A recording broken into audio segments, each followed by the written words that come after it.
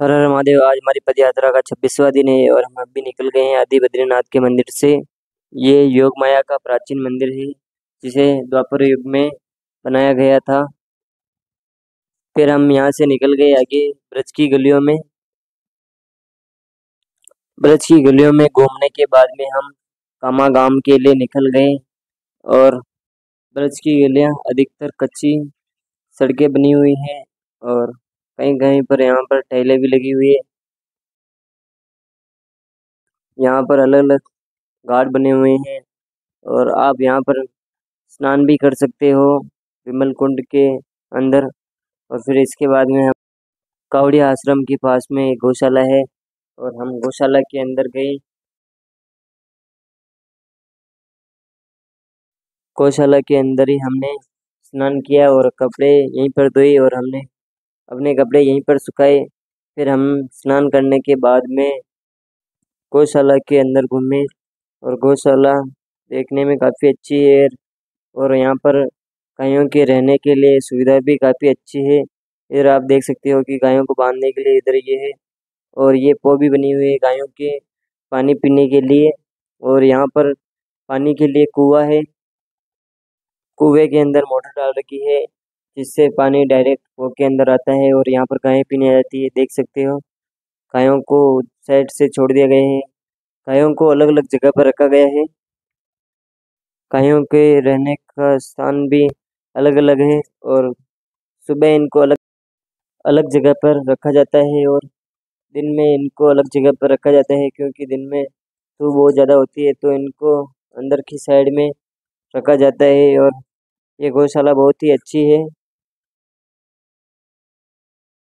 यहाँ से फिर हम मंदिर में गए और हमने वहीं पर भोजन किया और दिन में विश्राम किया। और फिर वहाँ से शाम के समय हम निकल गए विमल कुंड को देखने के लिए। और पूरे विमल कुंड को हमने देखा और चारों तरफ से इसको देखा। और यहाँ पर अलग अलग देवी देवताओं के मंदिर बने हुए हैं और हमने सभी मंदिर देखे थे। और मंदिर देखने के बाद में हम यहाँ से निकल गए चरण पहाड़ी की तरफ जहाँ पर प्रभु श्री कृष्ण के पैरों के निशान है।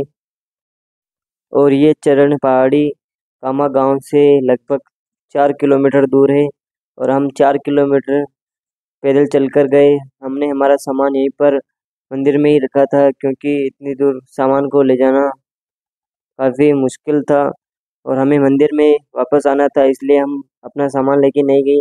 और यहीं से स्टार्ट हो गई है चरण पहाड़ी और इस पर चढ़ने के लिए रोड भी है और सीढ़ियाँ भी है। आगे हम सीढ़ियों से ऊपर चढ़े और ऊपर चढ़ने के बाद में हमने मंदिर में दर्शन किए और दर्शन करने के बाद में हमने भगवान कृष्ण के मित्र लोगों के पैरों के निशान देखे जो यहाँ पर बने हुए हैं।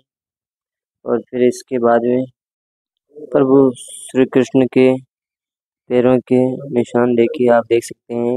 एक पैर पूरा है और एक पैर आधा क्योंकि वो बांसुरी बजाते समय ऐसे खड़े होते थे इसलिए उनके पैरों के निशान ऐसे ही। और आप देख सकते हैं कि गाय के पैरों के निशान भी है। आगे हम दिखाएंगे कि केरला स्थल जहाँ पर भगवान खेला करते थे। यह उस समय की बात है जब भगवान श्री कृष्ण अपने मित्रों के साथ वन में छुपन छुपाई खेल रहे थे तो उन्होंने उनको मित्रों को छुपने के लिए बोला तो उनके मित्र छुप गए।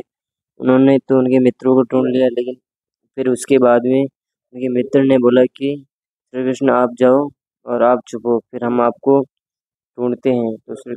तो इसके बाद में श्री कृष्ण जाके छुप गए और उनके मित्र लोग उनको ढूंढ नहीं पाए। तो शाम का समय हो गया तो उन्होंने सोचा कि घर पे क्या जवाब देंगे तो उन्होंने एक कुंड में ही वो पानी के अंदर ही रहे जब तक श्री कृष्ण मिल जाते।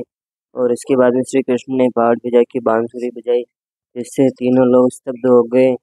और बांसुरी की आवाज़ सुन के उनके मित्रों को पता चल गया कि वो पहाड़ी पर ही है और पहाड़ी पिघलने लग गई जिसके कारण श्री कृष्ण के पैरों के निशान व उनके मित्रों के निशान व जो पहाड़ पर गायें चर रही थी उनके पैरों के निशान व उनके मित्रों के हाथ में जो लाठियां थी उनके निशान भी यहाँ पर छप गए हैं, क्योंकि पहाड़ी पिघलने लग गई थी श्री कृष्ण की बांसुरी की आवाज़ को सुन के।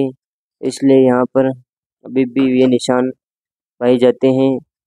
और इसके बाद में हम वापस निकल गए 84 खम्भों की छतरी को देखने के लिए। फिर इसके बाद में हमने आश्रम में ही रात्रि को भोजन किया और रात्रि को वहीं पर ही हमने विश्राम किया था।